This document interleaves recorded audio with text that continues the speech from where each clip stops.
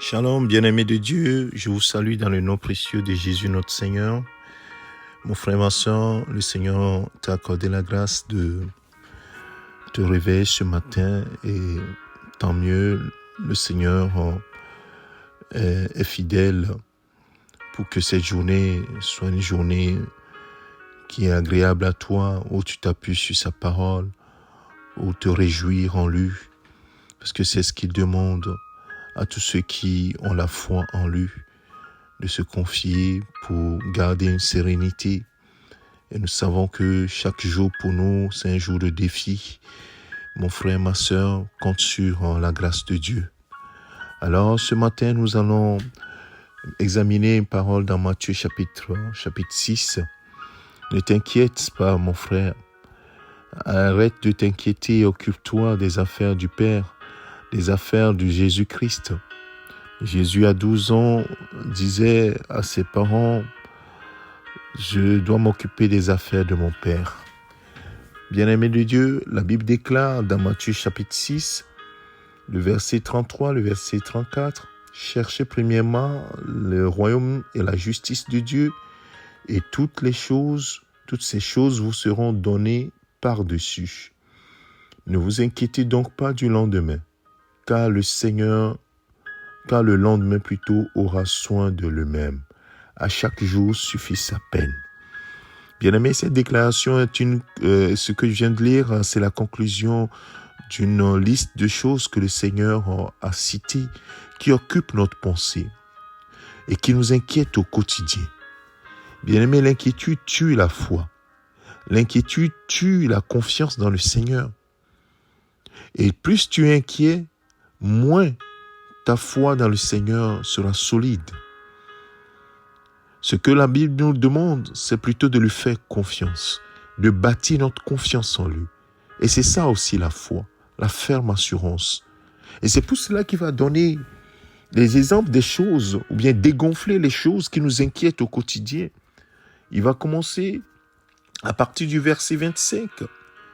Et c'est pourquoi je vous dis, ne vous inquiétez pas pour votre vie, de ce que vous mangerez, de votre corps, de quoi vous serez vêtus. La vie n'est-elle pas plus que la nourriture et le corps plus que le vêtement? Ce sont les choses qui occupent notre pensée au quotidien.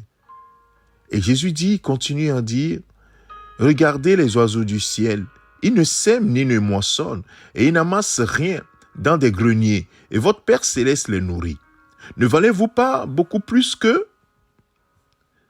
Oui, qui de vous, par ses inquiétudes, peut ajouter une coudée à la durée de sa vie?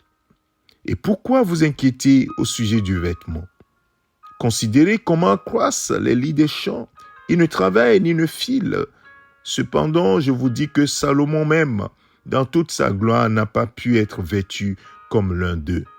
Si Dieu revêt ainsi l'herbe des champs, qui existe aujourd'hui et qui demain sera jeté au four, ne vous vêtira-t-il pas? À plus forte raison, gens de peu de foi. Ne vous inquiétez donc point et ne vous dites pas, que mangerons-nous, que boirons-nous, de quoi serons-nous vêtus? Car toutes ces choses, ce sont les païens qui les cherchent. Votre Père céleste sait que vous en avez besoin. Oh bien-aimé de Dieu, en lisant ce texte, ça nous paraît évident que oui, nous devons faire confiance au Seigneur. Pourquoi nous devons lui faire confiance? Parce qu'il nous a pris à sa charge depuis notre naissance en Christ.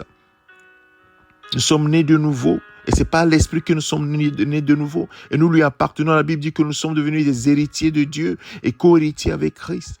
Il nous a pris donc à sa charge. Parce qu'il nous a pris à sa charge ce qu'il fait aux oiseaux, ce qu'il fait à l'herbe des champs. Bien-aimés de Dieu, nous qui valons mieux que les oiseaux, que les herbes des champs, comment ne s'occupera-t-il pas de nous? Lui qui est notre Père céleste. Oh mon frère, ma sœur,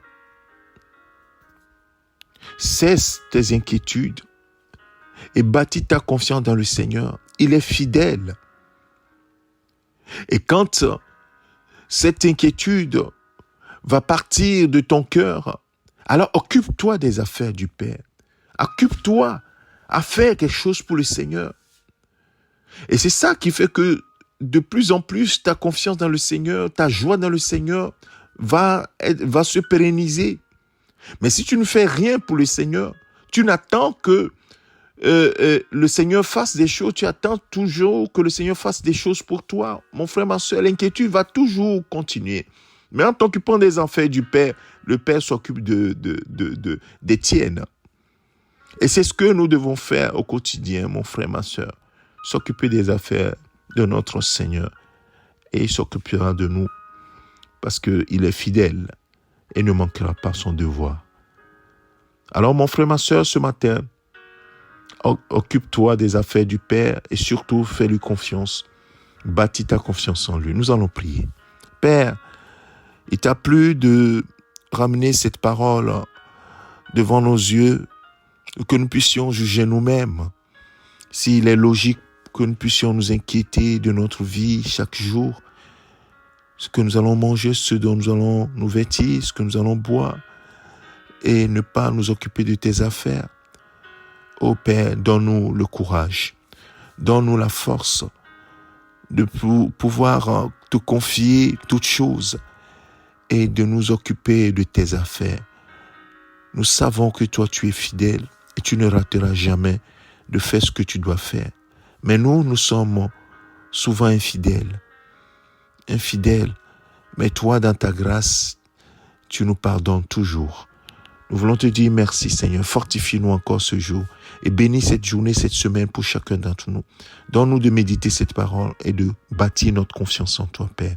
Que toute la gloire te revienne au nom de Jésus-Christ. Celui qui est inquiet ce matin, celle qui est inquiète, Seigneur, délivre cette personne de cette inquiétude et que la paix, ta paix revienne, rentre et Seigneur, prenne le contrôle de son cœur totalement. Merci, Père. Au nom de ton Fils Jésus, nous avons ainsi prié. Amen.